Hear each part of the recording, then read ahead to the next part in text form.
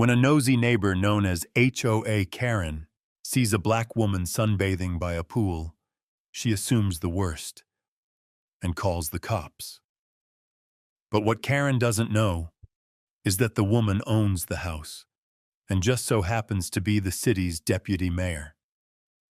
What starts as a casual afternoon turns into a viral confrontation packed with shock, karma, and the ultimate power move. You won't believe how this story ends. The cobblestone streets of Tallinn, Estonia, glistened under the soft glow of street lamps as the late March breeze carried the faint scent of the Baltic Sea.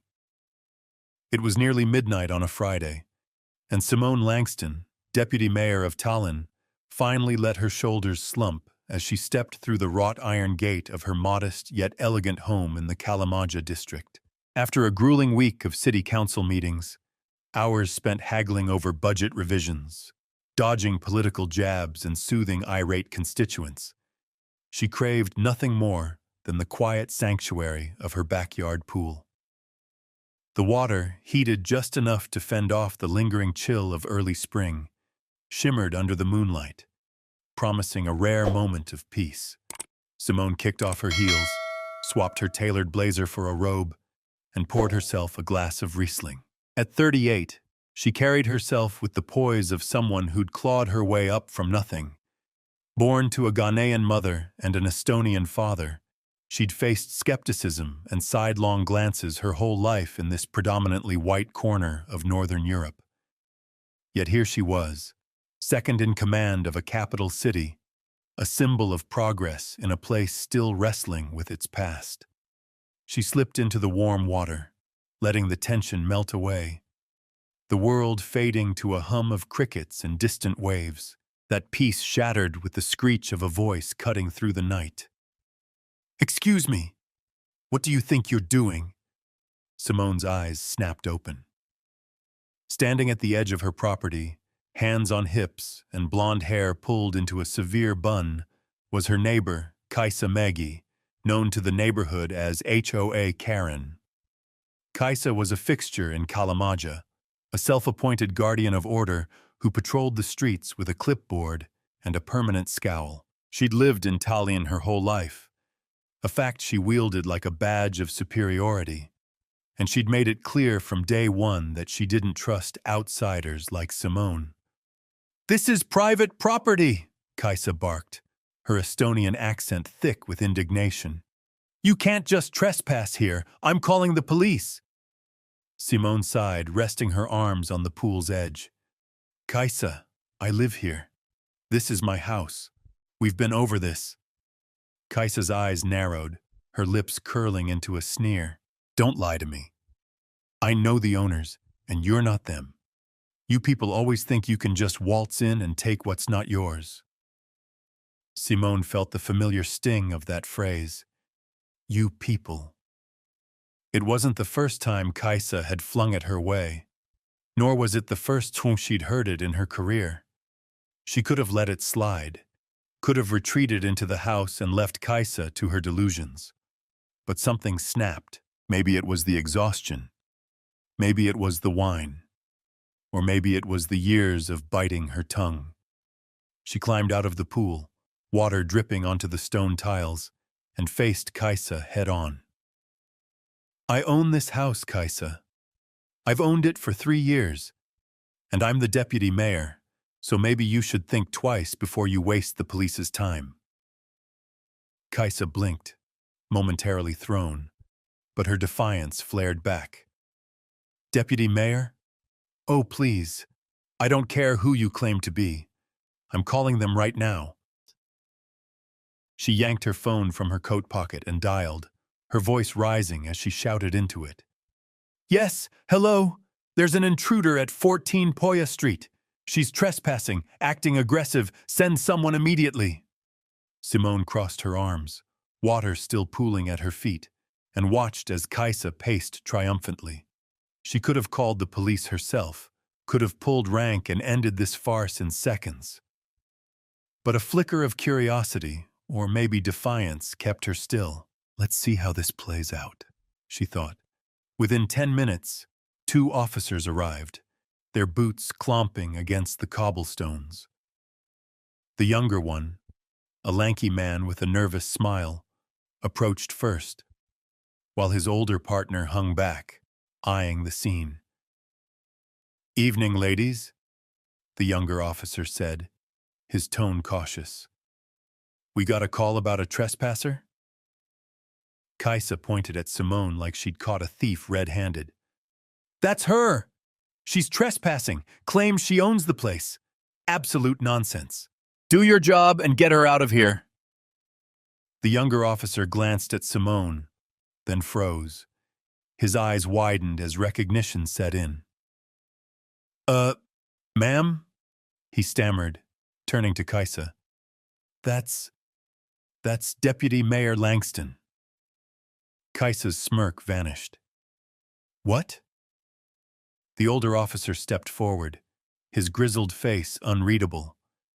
"Simone Langston," he said, nodding respectfully. "Sorry to bother you, ma'am. We'll clear this up." He turned to Kaisa, his tone sharpening. "You're saying she's trespassing in her own home?" Kaisa's mouth opened, then closed, her face flushing red. I didn't know. She doesn't belong here.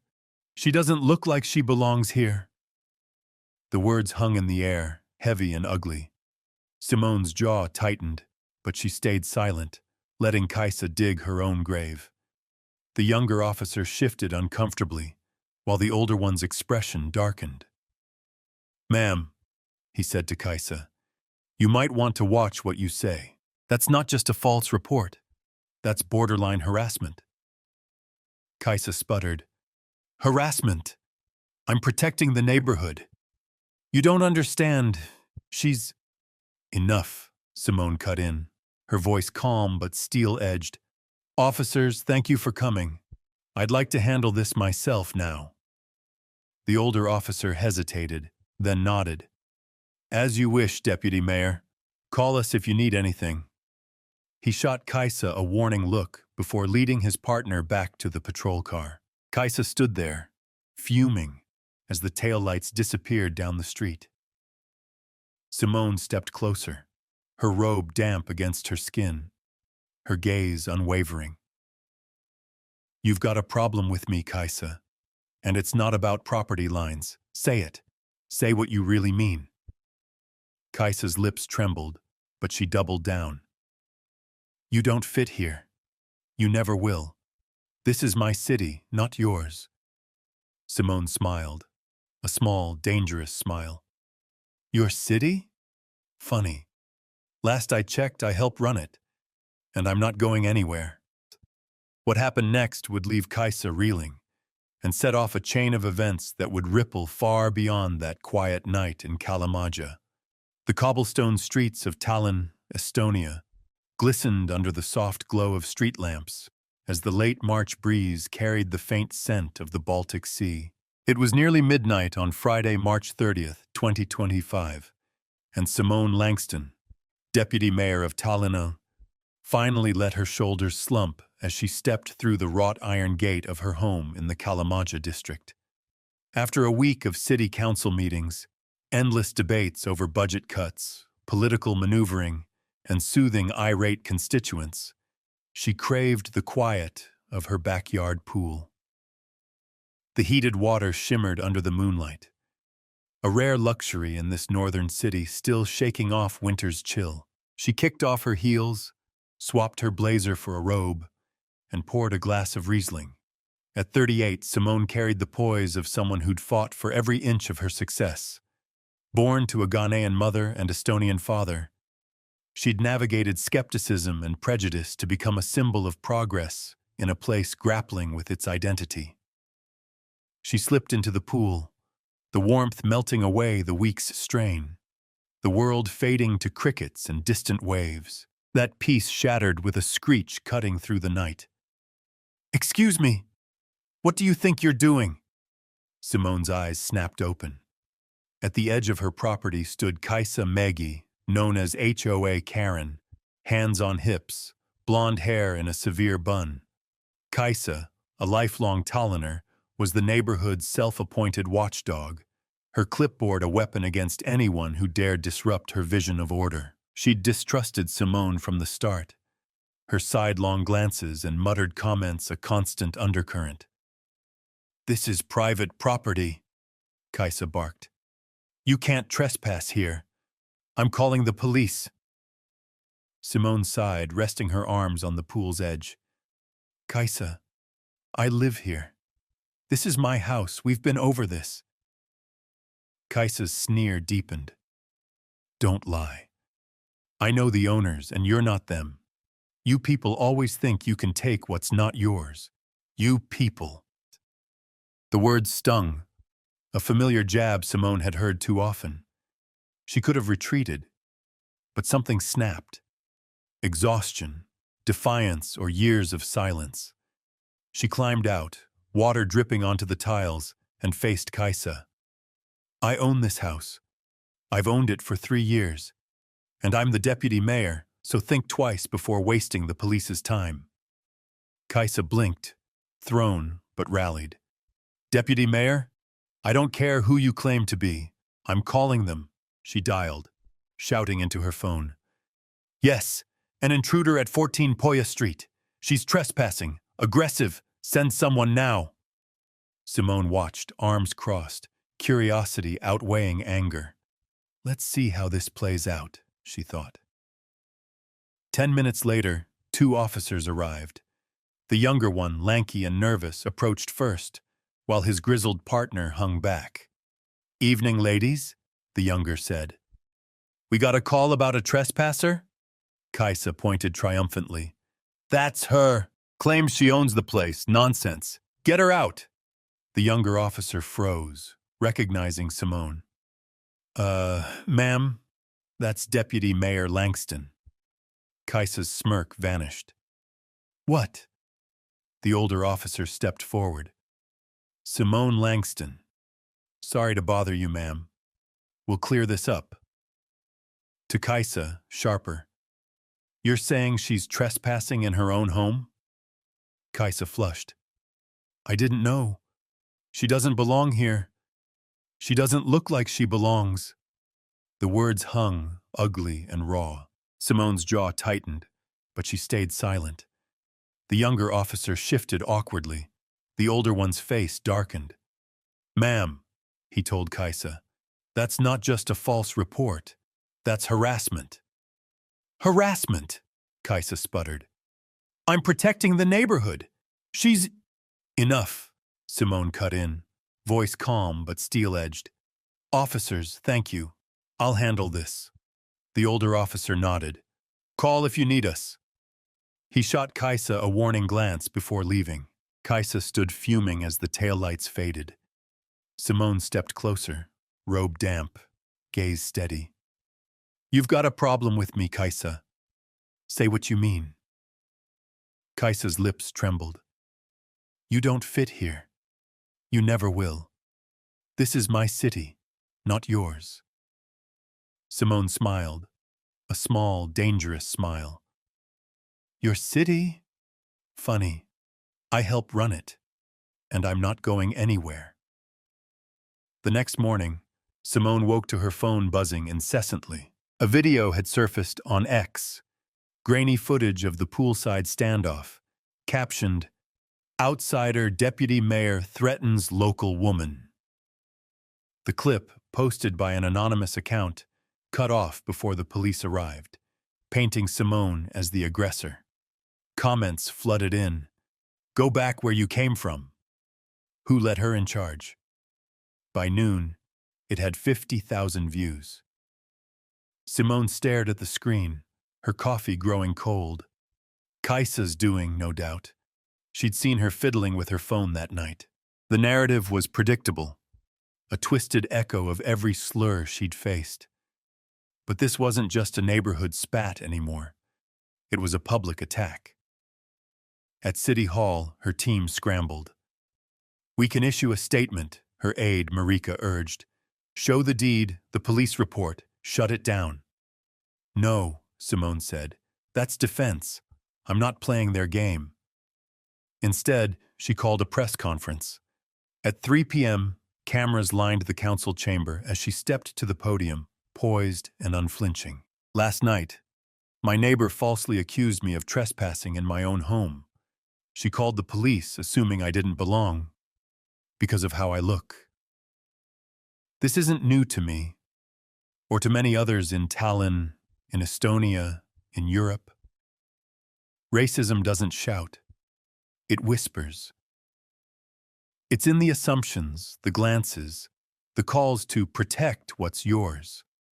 I'm here to say, this is my home, and I fight for this city every day. The room buzzed. Reporters fired questions, but Simone's words hit harder. By evening, the full story trended.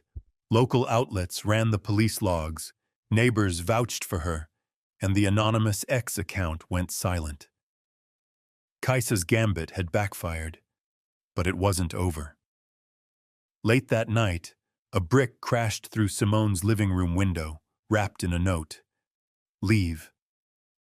Glass glittered on the hardwood as she stood, heart pounding, staring at the jagged hole. She called the police again, but this time she also called Marika. Dig into Kaisa, everything. Over the next days, the investigation deepened. The police traced the brick to a local hardware store. No prints, but a clerk remembered a woman matching Kaisa's description. Meanwhile, Marika uncovered Kaisa's past. A history of complaints against foreigners in Kalamaja, a failed council run fueled by nativist rhetoric, and ties to a fringe group online. Nothing concrete enough for charges, but a pattern emerged. Kaisa wasn't just a nosy neighbor. She was a zealot. Simone didn't gloat. She invited Kaisa to her office instead. When Kaisa arrived, pale and defiant, Simone gestured to a chair. Sit. I've got nothing to say, Kaisa snapped. Then listen. You threw that brick, or you know who did. You've made my life hell because you can't stand that I'm here, that I'm successful. But I'm not your enemy. This city's changing, has been for years. You can fight it, or you can live with it. Kaisa glared, but her bravado faltered. You don't get it. This was our place. Now it's not. It's still yours, Simone said. And mine. That's the point. Kaisa left without a word, but the attack stopped. The police closed the case, citing insufficient evidence, though whispers lingered that Kaisa had been warned off. Weeks later, Simone stood at her pool again, the water still under a pink sunrise. The video had faded from headlines, replaced by her budget reforms passing with strong support. Kalamaja buzzed with its usual rhythm. Kids on bikes, old men with fishing rods. But something felt different. A neighbor waved, hesitant but genuine. Another left a note. Sorry about her. Welcome. At City Hall, a package arrived, an Estonian flag pin from an anonymous sender. Simone pinned it to her lapel, a quiet smile breaking through. Racism hadn't vanished. It never would entirely. Kaisa was still next door, silent but unrepentant.